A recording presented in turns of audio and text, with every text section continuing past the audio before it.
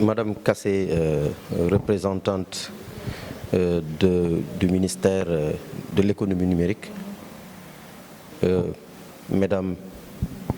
messieurs qui accompagnaient Madame Kassé dans ce travail-là, je voudrais remercier Madame Ndeye Tické Ndiaye pour avoir pensé, à travers le ministère de la Femme, organiser les femmes de la région de Thiès pour apporter son soutien dans la riposte contre la Covid-19, notamment dans le secteur de l'éducation et de la formation. Comme vous le savez bien, son Excellence, Monsieur le Président de la République, Macky Sall, à travers le ministère de l'Éducation nationale, a décidé de rouvrir les écoles et établissements, notamment les classes d'examen, à partir du 25. Dans un contexte de Covid-19, mais son sens élevé des responsabilités, son amour pour le pays et les enfants a fait qu'il a décidé, malgré toutes les difficultés, d'aller avec les acteurs du système éducatif pour permettre à nos enfants, n'est-ce pas, de faire leurs examens de fin d'année. Vous savez, on dit souvent que c'est le difficile qui est le chemin. Malgré, ça veut dire simplement que quelles que soient les embûches, quelles que soient les difficultés qu'on peut trouver sur son chemin, il faut y croire, travailler pour réussir. C'est pourquoi je voudrais souhaiter un succès franc à la réouverture des classes pour le 25, qu'au lendemain du 25, qu'on puisse dire « ouf, nous avions pensé que c'était possible et c'est possible ». Mais ce sera possible avec votre accompagnement. Ce que vous avez amené ce matin, les masques, je pense que c'est 205 000 masques, va nous permettre, n'est-ce pas, d'accompagner davantage les écoles. Parce que nous avions déjà fait, comme l'a dit Madame le Proviseur, nous avions déjà mis en place, par le biais de l'État, par le biais des collectivités locales, le matériel au niveau des écoles et établissements. Mais nous en aurons toujours besoin, ça c'est clair. C'est pourquoi d'ailleurs, si on était en contact avant, j'allais préconiser, hein, parce que l'académie c'est la vitrine, c'est l'académie qui connaît là où se situent les besoins. Vous pouvez amener dans un établissement, or cet établissement a déjà le nécessaire.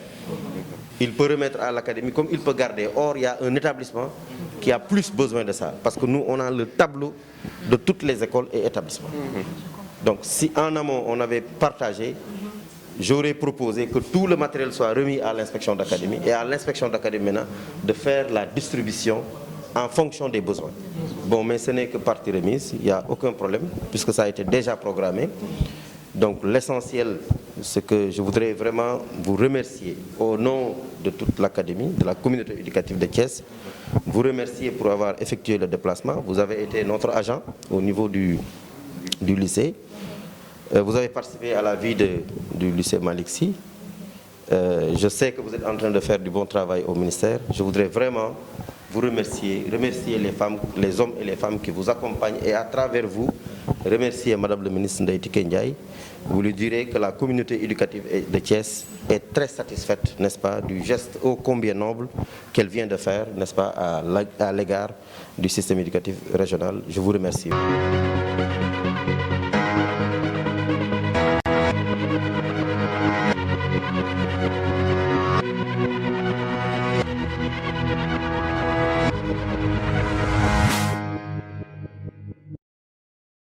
si turu bureau municipal ou commune Thiès Nord conseil municipal bi ak au nom des populations de la commune Thiès Nord ñu ngi leen di nuyu mais aussi rafetlu taxawaay bi nga xam ni ministre Ndeye suñu sœur la Ndeye Tické am na ko donc aussi xeexu mbas mi mais également yow mi nga xam ni yow la dénk aussi le comité régional des femmes ñu ngi lay sant du la gërëm ak sa équipe bi yëpp toute la délégation lii nag moom dafa am solo parce que li nga xam ni la dañ ko soxla comme ni ko président bi waxee virus bi il faut ñu dund ak moom te pour ñu dund ak moom il faut lii ñu am ko mooy les gestes de barrière te masque yi da see am rôle bu rëy bu mu ci war a jouer c'est vrai que depuis ba mu waxee loolu dafa mel ni am na relâchement gars yi jàpp ne jeex na mais nañu jàpp ni tey la mbas mi gën fi nekk te li nga xam ni mooñ ci mucc la rek mooy ñu aaru te aaru bi mooy ñu respecter les gestes de barrière te gestes de barrière yu masque yi la donc moom laal na fi nga xam ni fu am solo la parce que nit yi soxla nañ ko te li nga xam ni la tey boo xoolee commune Thiès Nord lu mel ni marché central donc marché la bu nga xam ni Thiès bi yëpp mën naa ni foofu la ñuy dem donc dafay am solo foofu ñu aar nit yi donc daal si gàttal da ngeen di xam ni commune Thiès Nord kontaan na si geste bi par ma voix ñu ngi koy sant du gërëm du ko ñaanal yàlla lu mën nii yàlla gën a kàttanal ko parce que comme nu ko suñu président Idrissa waxee rek ne taal bu dee bu taal amee moom ndox bi fay lakk-lakk moom doo ko seggi tey mbas mi war na tax ñun ci Sénégal yëpp ñu jël suñuy divergence politique teg fële songu lii ba daan ko te tey loolu moo ñu war te le ministre si tànk yooyu la taxaw xam na ni mbir mi mbirum askan gi la politique waru see dugg donc loolu moo tax dañ koy rafetlu taxaw parce que mënoon na ko politiser jël ko du dugg ak dugg parce que quartier boo dem di distribuer ni di génn mënoon na ko def mais xam na ni Thiès état nu muy doxee xam na ni am na ay institutions yu fi nekk ñooñu dañoo représenter askan gi donc tey bu jëlee loolu teg ko seen loxo xam na ni dina dem ci askan gi loolu aussi c'est une vision républicaine bi nga xam ne am na ko te dañ koy saluer donc daal ci du leen gërëm du leen sant du leen ñaanal suñu borom yàlla gën leen kàttanal tey lu ngeen fi def parce que yemu leen rek dans la ville de Thiès vous êtes dans le département vous êtes dans la région de Thiès donc daal ñu ngi koy gërëm du ko sant bu baax a baax.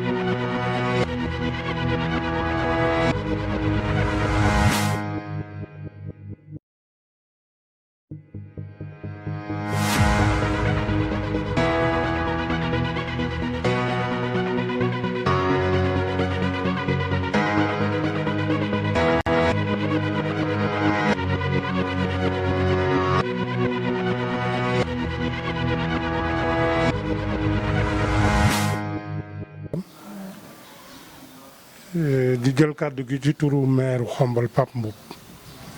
mu kontaan lool ci daje bi fi jigéen ñi daje jigéen ñi développement jigéen ñi famille parce que lii fi nekk ngeen jóg ci taxaw ci tànk yi wax dëgg yàlla góor ñi ñoo leen ci waroon a jiitu waaye seen taxawaay rafetlu nañ ko démb rafetlu nañ ko tey di yaakaar rafetlu ko ëllëg yéen ñëpp nag ngeen daje fii pour def cérémonie bi loolu am na ci mbégte moo xam ne fu mu tàmbalee waaye xamul fu mu yem moom ak conseil municipal am ñu leen di dalal jàmm fii ci Xombol di ñaan yàlla cérémonie bi ñu tàmbali ko ci bisimilahi rahmaani rahim àggale ko ci alhamdulilahi rabil alamin te yàlla defal ñu ci xéewal yu kawe ñun ñëpp suñ njort ñoo ngi leen di nuyu di leen sant wasalaam. maaleykum mbooloo mi kenn ku ci nekk maa ngi lay nuyu sa tur ak sa sant di leen balu àq tamit ndax depuis 9h30 10h yéen a ngi fi te léegi 14h jot te loolu yëpp dara waralu ko lu dul bëgg a xeex mbas mi dara waralu ko tamit lu dul bëgg a participer rek ci xeex bi xam ne sunu xeex la parce que bu fekkonte ne du sunu xeex sunu ñëwee rendez-vous bi ne 10h 11h bu ngeen toogee ba heure bi bu ngeen gisul kenn ngeen dem mais kenn ku ci nekk fa nga toogoon bougé wuloo donc macha allah maa ngi nuyu waa Xombol yi fi teew yëpp di nuyu waa commune Thiénaba di nuyu waa commune Ngoundiane di nuyu waa commune Ndiéyène Sarax di nuyu waa commune Touba Toul ñoom ñëpp ñu ngi fi teew depuis ce matin ñu ngi fi toog di xaar donc comme ni ko Maram Kassé waxee léegi rek monsieur le maire maa ngi lay nuyu di la sargal ci dalal bi ñu dalal le représentant du maire di nuyu monsieur Macoumba Fall moom moo yore comité communal de la lutte contre le Covid-19 ici à Xombol ñuy rafetlu aussi teewaayam di rafetlu aussi teewaayu femme de développement yi fi teew yëpp ñu jóge ci arrondissement Thiénaba ñu jóge ci arrondissement Thiénaba ak ñi jóge ci commune Xombol ñëpp. may gërëm nag koo xamante ne nii kii waral mbir mi muy kan madame Ndeye Tické Ndiaye Diop le ministre moom laay mujjee moom laa koy tëjee ndaxte moom xëy na bu ko neexoon toog këram jël téléphone am jël ay ñoo xamante ne nii dañuy confectionné ñu defal ko ay millions de masques mu ñëw jox ñu dem suñu kër toog mais dañ ne du def loolu démarche participative la def jële ci suuf yéegal ci kaw loolu dafay bokk ci sensibilisation bii ñu nekk ndax nit ki soo ko defaralee ca kaw rek indil ko danaan gouvernement bi kon lépp lu fi war a def rek moom ñoo ko war a def mais soo dugalee sa loxo ci biir muy sa 100 francs sa 200 sa 300 da ngay sentir sa bopp ci mbir mi xam ne lii sa mbiru bopp la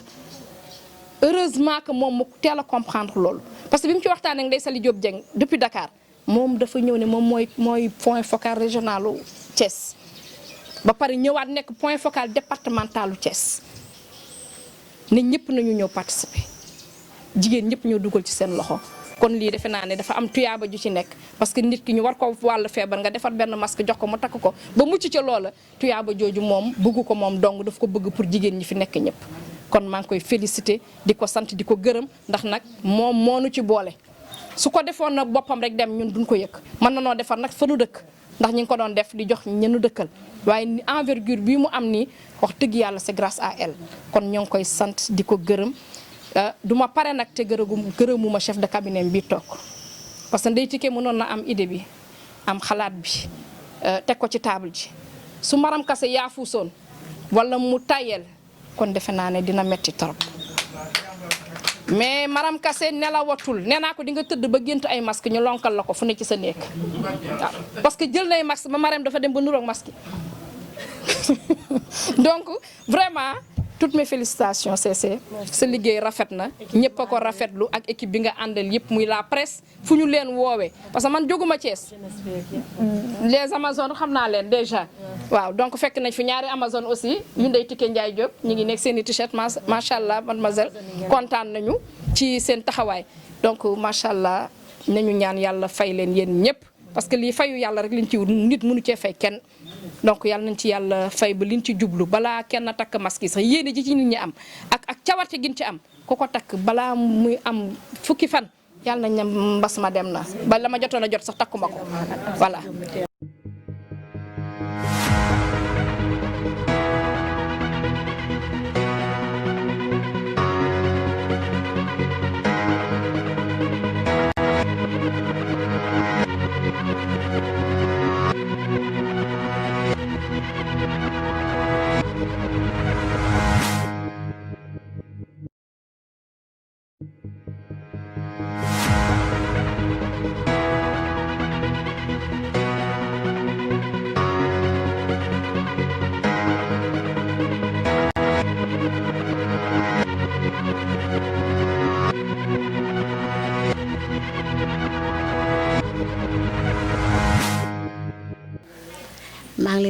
di leen sant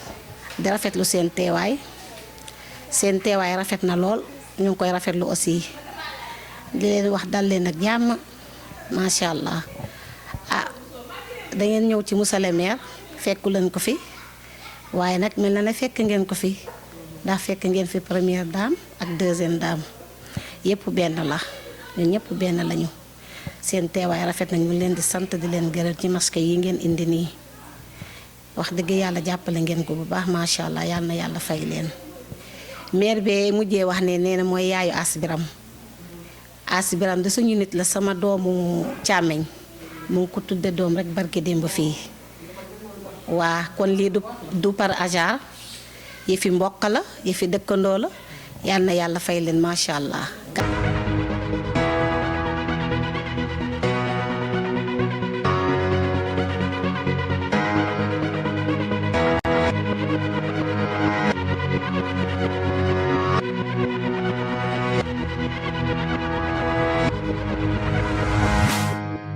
di ñaan yàlla tamit li nga xam ne moo fi dikk di ci àddina muy pandémie bi yàlla na ko fi yàlla jëlee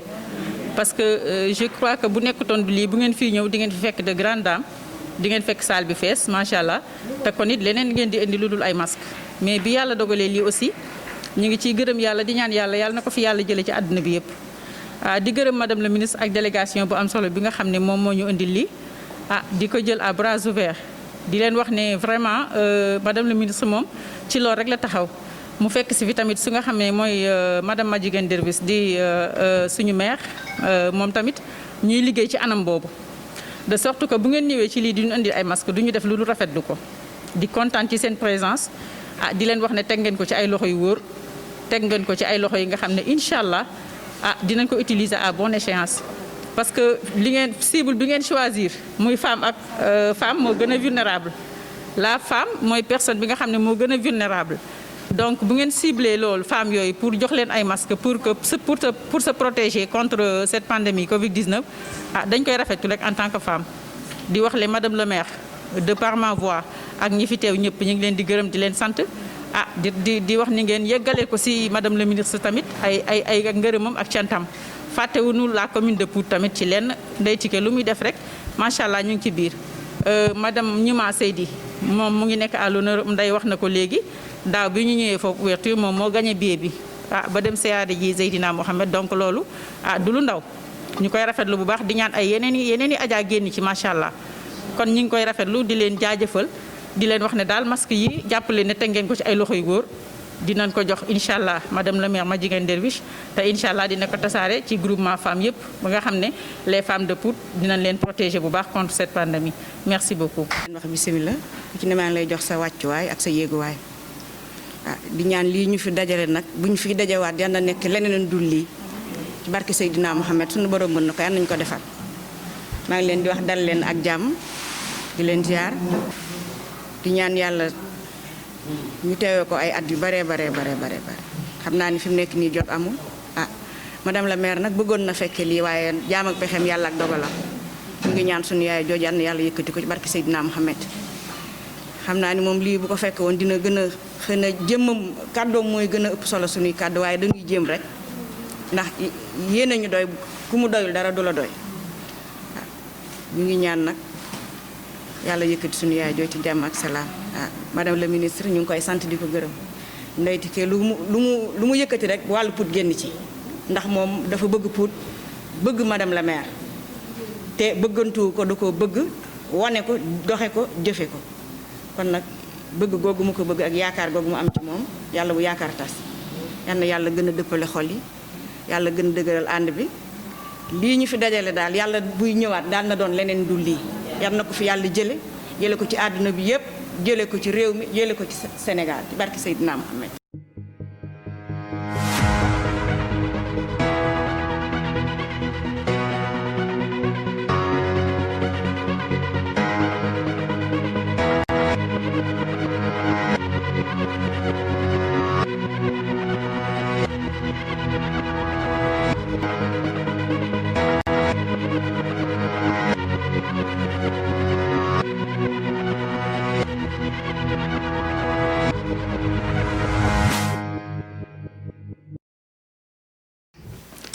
di am mbégte bu baax nag di kontaan ci ministre de la femme ndax dama wax ne ku nekk xam ne jigéen taxawaayu jigéen ci société bi ndax dama wax ne toujours état bu déggoon na góor la gouvernement ba koy dooleel jigéen lay doon ba wax ne jigéen ñi mosu ñoo dellu gannaaw kon su yàlla defee lii am muy feebar boo xam ne bii dafa laal adduna bépp ministre bi taxaw takku fas yéene cee def loo xam ànd ceeg jigéen ji te wax ne gàcce ngaala mooy jigéen ñi waaye gàcce ngaala mooy ministre bi di wax ne boo gisee affaire bi salle bi mel nii sax ñëwuñu comme ni nga ko waxee rek regroupement yi la ñuy bañ mais su woon loolu fii di nga fa gis tey mbooloo mu takku ndax wax dëgg yàlla nag Kayar nag avant lii di ñëw ñun au niveau de la mairie sax ñu ngi doon xeex mbas mi ba joxoon nañu sax déjà ay masque mais Wolof Njaay nee nag daanu dajul suuf te Wolof Njaay dafa wax ne kii raam di la bokk bés boo amee oto dañu la ci dugal kontaan nañ loolu yow itam gis naa sa taxawaay ndax damay jokkoo ak yow te xëy na tey nga may soog a gis ndax mu xamoo moon mais na wax ne kaddu rek ngay xam ne ndax kii ngay waxal nit la wala du nit ci sa kaddu rek laa dégg soppala ci nag wax dëgg yàlla di leen ñaanal yàlla tànk yi ngeen fi indi yàlla na doon tànk jàmm ngeen dem ak jàmm ak salaam ci barke Yonent bi mbas mi nag yàlla na ko fi sa borom ba jëlee na wax ne lépp nag yàlla nañ jël wéeru rek ci yàlla xam na yàlla moo mën yàlla ko fi yàlla mi ko fi indi yàlla na ko fi yàlla jëlee jigéen Kayar kontaan nañ loon ci yoon yàlla nañ yàlla jàppale merci beaucoup délégation bi ngay àndal ci yéen ñëpp maa ngi leen di nuyu di leen sant di leen gërëm jaa ngeen jëf